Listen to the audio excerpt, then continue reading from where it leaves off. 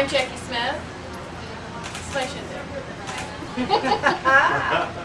And so this part of our, this is the last presentation of the day, and then we get to relax and act a fool. Yeah. And time for some chairs. In fact, I think we're gonna sit. I think that's a great idea. I think we both lean on the table. It's gonna go. Yes, it is. I bet heaven sitting on tables, and I don't think that one's gonna support me. I only got it at CPS. Yeah, we're better off here. So we thought we would do Ask a Witch. Now, granted, in my mind, as I was planning this out, we had standing room only. So you guys have our full attention. Yes. And which is it? Questions? Do you have any questions? Anything that you're wondering about? Because one of the things that both Dorothy and I experience whenever we go to an event is that we do our presentation, and then when things are all over, there's a lineup of about 20 people, and they all have a question completely irrelevant to whatever we were talking about. Yeah, and as this way, nothing's irrelevant, but this is an interactive class. And if you don't interact with us, this is like a video game. We're just going to blink at you, okay? so I hope y'all brought questions. I was waiting for other people's questions. I was waiting for other people's questions. Oh, yeah. No. Don't you have one? How much do you guys follow tradition versus wing it? Do you doing any kind of spell work or any kind of... Honey, I wing everything. You know, I know how to do things formally. And I think it's good for people to know how other people do things, or how other people say things were traditionally done. But I'm not sure things were traditionally done any which way. I think that you know, in ancient times, people just winged it. And, you know, they needed something done, they tended to it, and that's that. And I tend to handle things that way.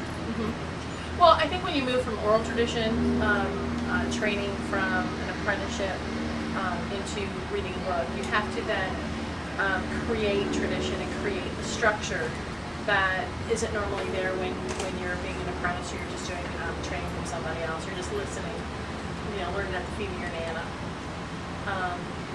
We were just talking about we were just talking about all the things you learned from your grandmother, and then when you started reading books, you went, "Oh, that's what she was doing." So I think there's a lot of things that we didn't know our parents were teaching us. Because of course, you know, they must be stupid. Well, yeah.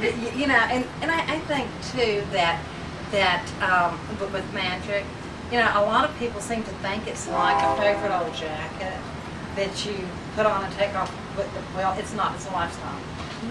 You know, and you know that you've truly embraced that as a lifestyle when, and God, I won't even allow clothes that are not wrinkle-free in my home anymore, okay? Now, I do have an iron, but if I have to iron anything, I use that time. Of course, I need to check.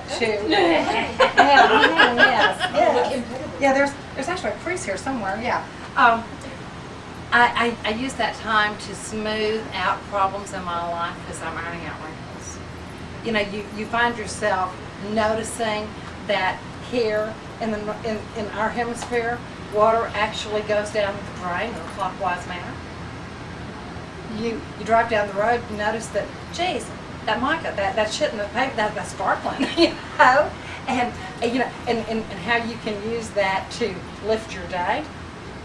I mean, there are all kinds of things that I think become second nature. You suddenly realize that electricity, when you flip on the light, is magical in and of itself, because when you cast a circle, when you call on all the elements, what you've actually done is created a field of static electricity. So you find that everything connects. So you created a circuit. Mm-hmm. That brought to mind something I'm forgetting right in a second.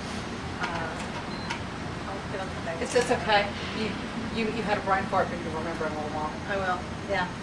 It's kind of cool. What's left on it? I got an interesting question. Something that my husband has come in contact with is he had spent a year with a group that was they like to change pantheons of gods every year. You know, to touch on, you know, to several different traditions around the world. There was one particular year where they immersed themselves into the Aztec tradition. Oh my. And while at the same time he was attending a Catholic law school, so he found himself. It was very hard reconciling those two energies because it was like those two civilizations didn't like each other. Yeah. And the only point of reconciliation he found was dealing with the Lady of Guadalupe.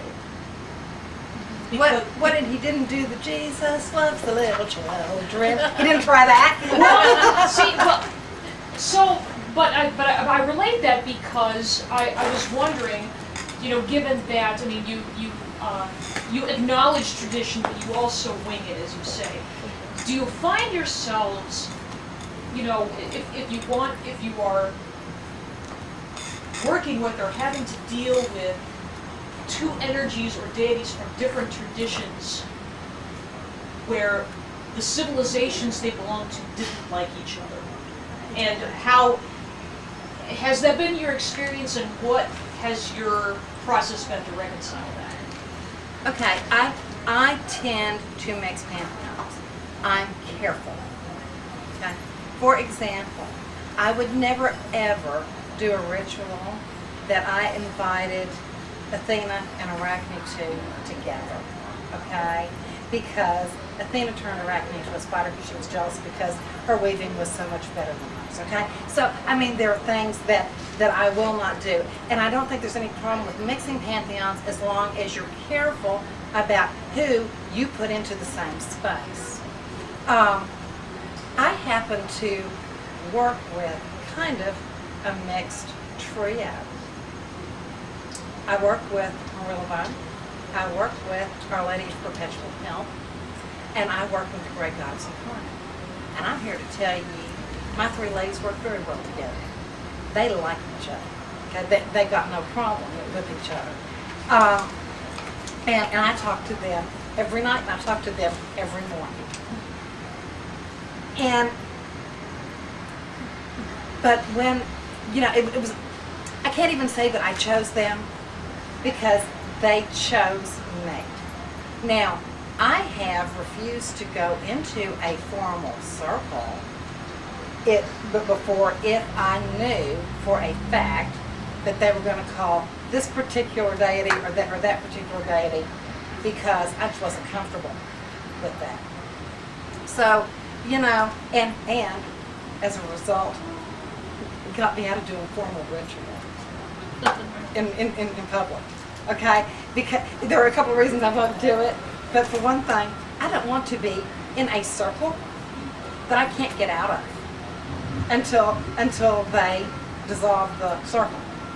Yeah, because some of this stuff turns into a theatrical experience as opposed to a regular little 20-minute ritual. And I'm standing there and I'm being mosquito bitten, and I'm hot, and I'm miserable, and I'm cranky, and that does nothing for the energy because all I want to do is zap those fools so they cut me a gate and let me out. Okay? So I won't do that. So I'm too old to put up with that boring kind of stuff. So how do you handle that, or have you had to?